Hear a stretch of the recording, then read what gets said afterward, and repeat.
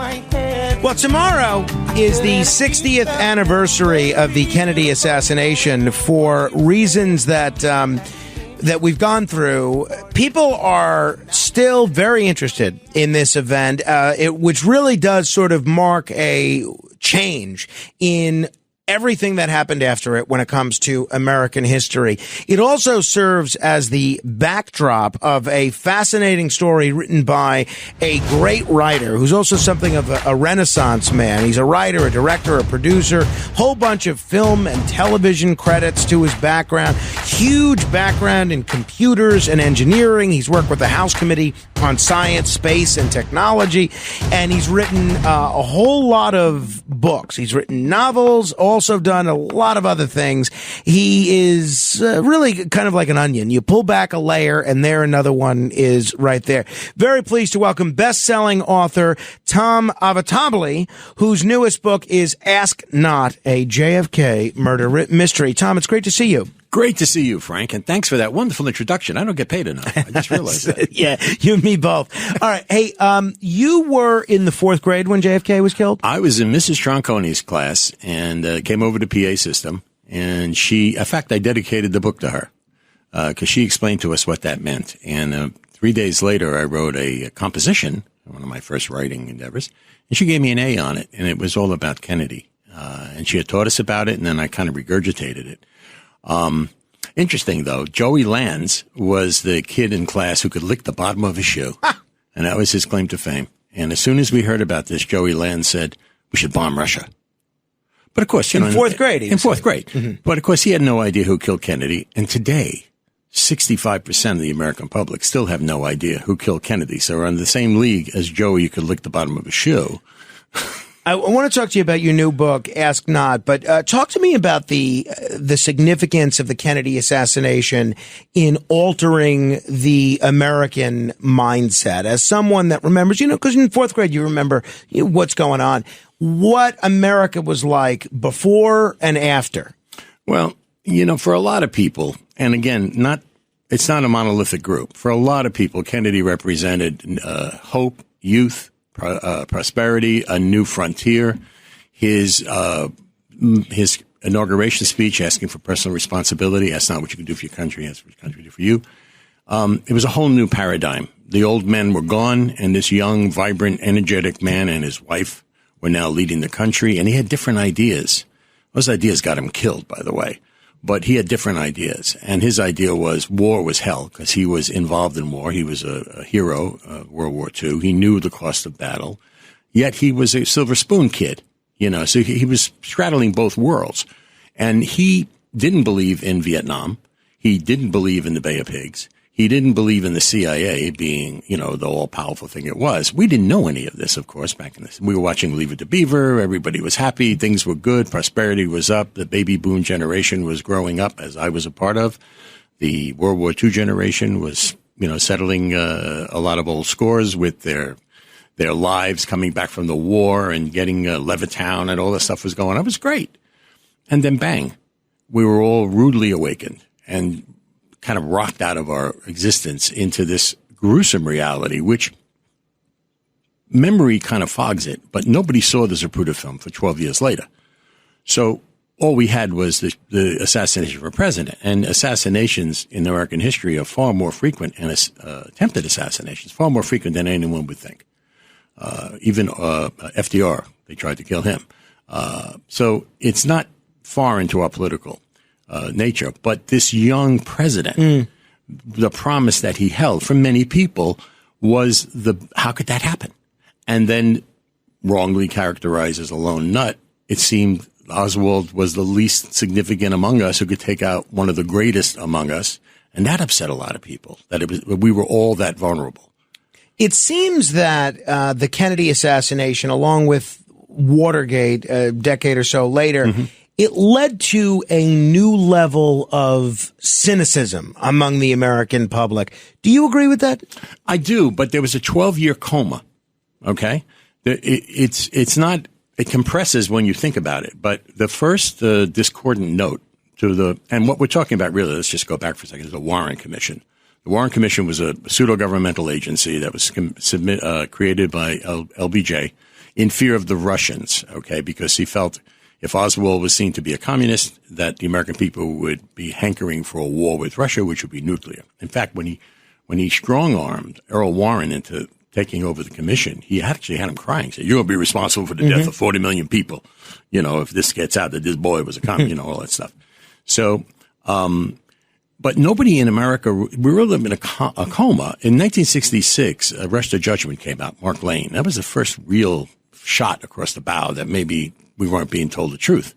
Most Americans just went on with their life and said, great, okay, it was, lone gunman, 3 shots, no conspiracy. And they were willing to accept it. But then the ripples started. But it wasn't really until 75 or I think 76 when Robert Groden, who was someone I worked with on the screenplay back in 93, when Robert Groden went on the Geraldo Rivera show and showed the Zapruder film for the first time, that's when the proverbial hit the fan. Because up to that point, if you thought anything was different, you were a nut. And all of a sudden, here's this film that if you all saw the JFK movie, back and to the left, that motion was not seen because Life magazine bought the Zapruder film for $100,000. The next day, they spent $50,000 more to buy the film rights to the film they already bought, which is it's a legal thing. But they bought the film, but not the right to show it. So they spent $50,000 to show the film, and they never showed it. It was Robert Groden who worked in a film lab that stole a bootleg copy and brought it on to Geraldo. And that started everything. So the real winter of discontent didn't happen until the Zapruder film. Interesting. I'm going to call up Geraldo, and I know he's still very interested in that, and see if he wants to chat about that instance tomorrow, because I hadn't put that together. But you're right, that does make a lot of sense. Now, if it wasn't already painfully obvious by what you've said, why do you think so few Americans believe the official story of the JFK assassination, that Oswald acted alone? Well, like it is in my book, Ask Not, by the way, we have, it's become the largest cottage industry in America almost, okay? A couple of hundred, maybe 1,000 books, thousands of articles, TV shows, documentaries, YouTube's full of it. Here's the fun part about it, and I say the fun part about it. We all love a warm conspiracy theory, okay? And we can all make one up because a lot of people believe the Warren Commission is nothing more than a conspiracy theory. Case in point, JFK and his brother RFK fired Alan Dulles from the CIA for the Bay of Pigs debacle. Fired him. LBJ put him on the Warren Commission. He was the fox in the henhouse. There were Mark Lane in 1966 came up with 60 witnesses that said, "No, I saw it right there, right by the grassy knoll, right there on the fence. There's a man with a gun." Nobody talked to them. Okay, the Warren Commission went to great pains to shun them from their report. The FBI lied to the Warren Commission. The CIA not only lied to the Warren Commission, but through Alan Dulles directed a lot of it. So we had a very simple, myopic view of the assassination that fit a narrative. And that narrative was Bill Moyers, before he was a PBS guy, was an LBJ guy. Right. And there's the Bill Moyers memo that specifically says, we must find that he did it alone, and there's no conspiracy. And that's based on the fact that if you look at the KRLD live kinescopes, all the reporters in the room are like, was he a member of a right-wing group? He was part of a right-wing group? And when Henry Wade, the DA, says, no, actually he belongs to something called Treat Cuba Fair or something like that. Well, interestingly enough, there's a clip where Henry Wade, he's trying to remember Fair Play for Cuba, but he can't because it's 11:30 on the day of the assassination. And somebody in the room goes, "Fair play for Cuba." And Henry Wade goes, "Oh, thanks, Jack." And the camera cuts, and it's Jack Ruby in the basement of the DPD correcting Henry Wade on something that Oswald was involved in that nobody knew Oswald's name until 3 hours earlier. And the Fair Play for Cuba was Oswald on the radio and TV in New Orleans, not in Dallas. So how did Jack Ruby know all about the Fair Play for Cuba? You got to send me that clip. That's interesting. I don't think I've seen that. Nobody has, because I saw it years ago. I cannot find it on the internet. Wow. I've talked to every researcher. Now, there is a shot of Ruby in there with a pad playing reporter, but the actual interaction with Henry Wade, there is a video where Henry mumbles it again. And he says, well, like I said earlier, but you can't find the earlier. That's wild. I did not know that. If people are just tuning in, we're talking with Tom Avitabile.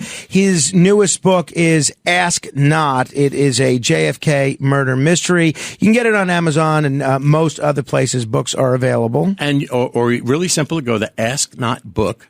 Oh, that is simple. Asknotbook.com, because you'll never spell my name.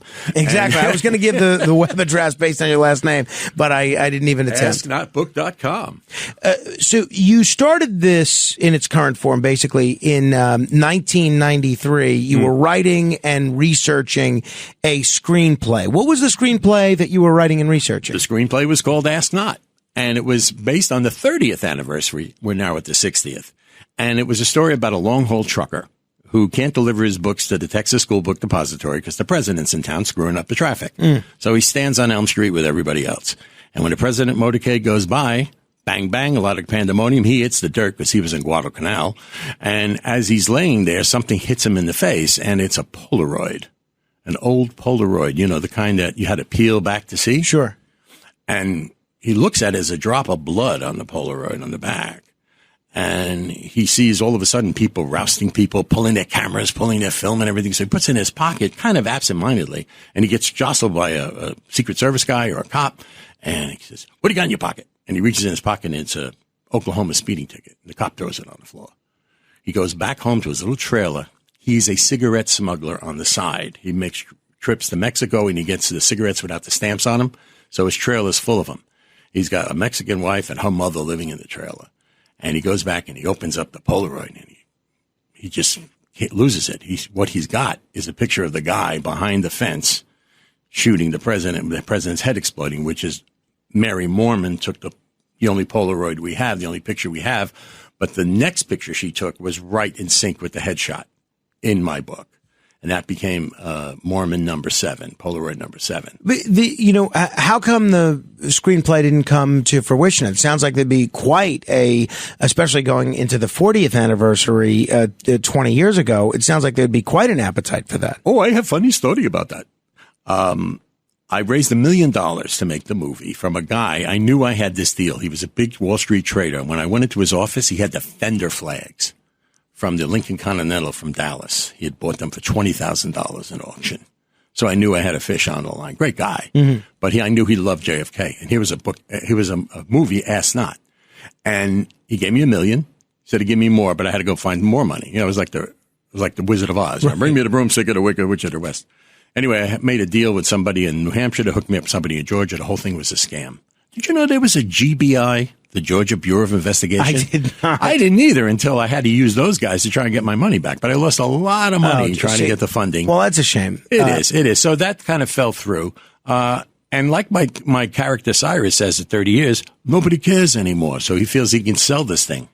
And he sells the Polaroid, and from that point forward, everybody who touches it dies. You've written a lot of novels on a lot of different subjects. Yes. A lot of them seem pretty true to life, things that could happen or that may happen. Some are a little bit more outlandish. Why focus on this as the setting for your story? I know you've been working on this in some form or another, at least since 1993, maybe even as far back as the 4th grade. Why focus on this out of all the stories you could tell? Why this story?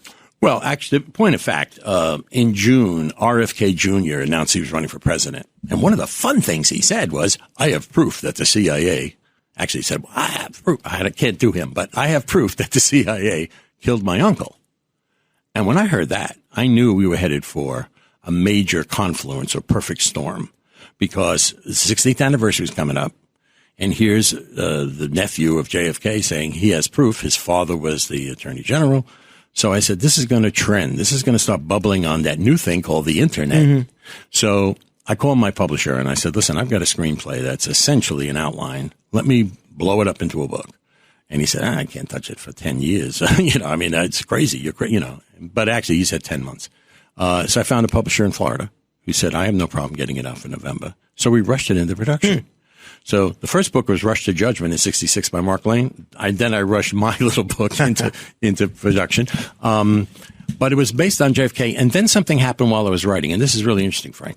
Paul Landis, Secret Service agent who was assigned to Jackie. I was just going to ask you about that. Yeah. Wow. It's like we read this exactly. same cheat sheet. Yeah. Paul Landis, Secret Service agent for 60 years. And folks, there's no explanation for this, but he came out and said that, guess what? He found a bullet on the back of the limousine, totally intact. Now, if you're an assassination person, you know about the pristine bullet. The Warren Commission called it the single bullet theory. The critics call it the magic bullet theory. And it's all because the Warren Commission worked themselves into a corner. With the first thing Walter Cronkite said to America was 3 shots rang out in Dallas. How did he know it was 3 shots? We're talking 15 minutes after the assassination happened. There was no link. There was nothing like we had. Took them another 22 minutes to hook up to Dallas, their own affiliate. How did he know there were 3 shots? It was like the story was already set, right, for a lot of people. Anyway, the whole idea was that the commission was really backtracking, and they put themselves in a real box because we know the first bullet missed. If you're in the 3-shot theory, the first one hit James Tague, who was a bystander down by the triple underpass, underpass. And so they knew that first shot missed.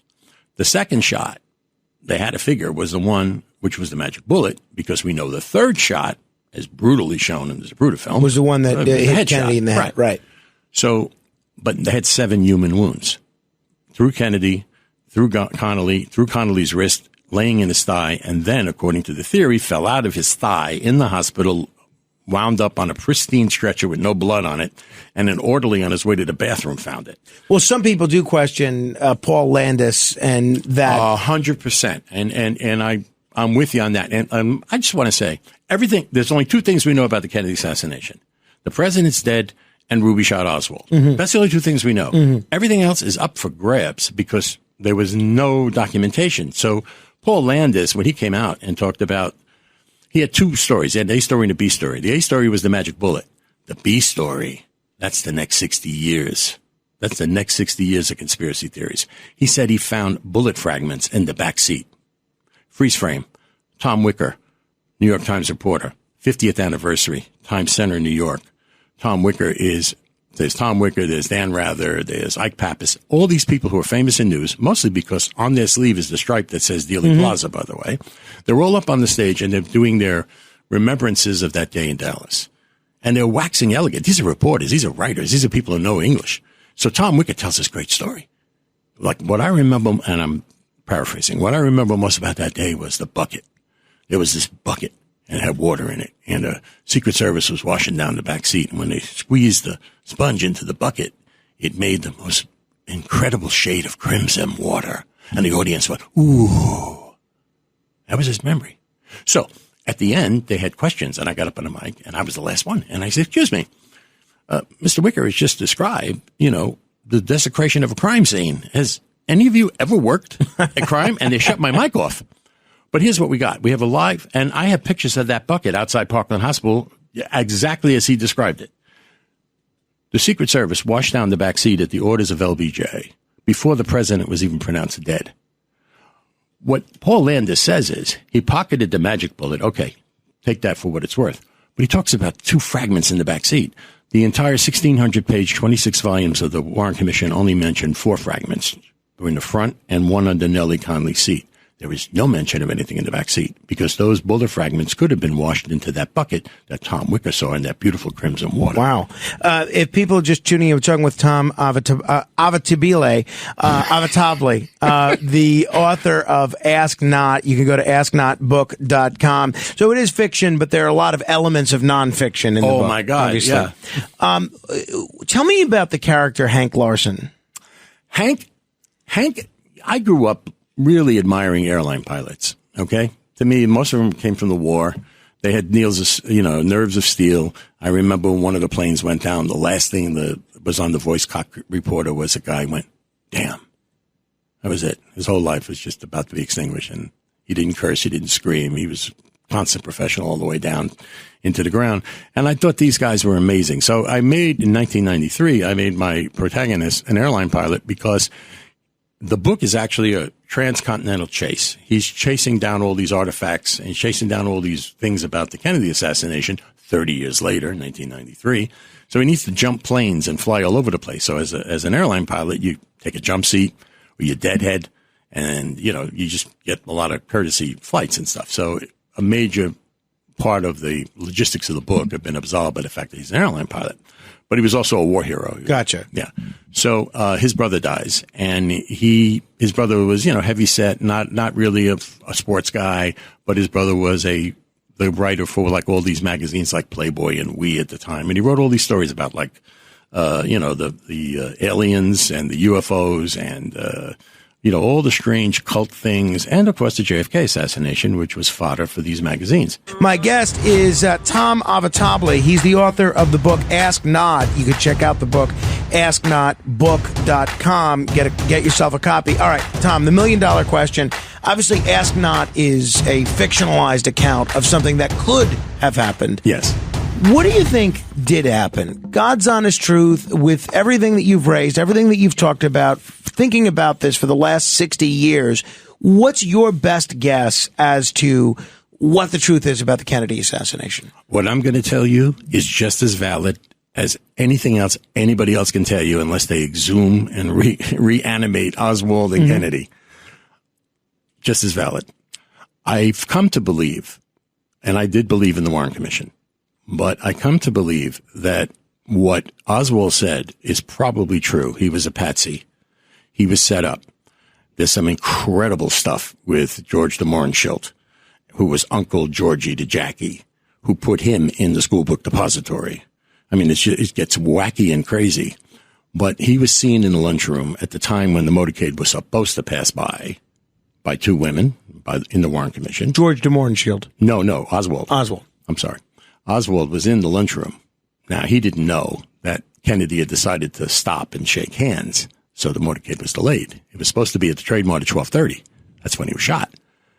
Well, then it should have passed by 12:20, 12:15. He was in the lunchroom. If you're planning, if you're planning to shoot the president, you're not sitting in the lunchroom. So in 20 seconds, give me your best. He's a patsy. Yes. He was set up by the CIA that was working with the mob to get Cuba back, and they wanted to blame it on Castro. Tom Avitabile, the book is Ask Not. Check it out, asknotbook.com. Tom, we're going to have you come back soon, too. I'd love to. Your influence counts. Be sure to use it.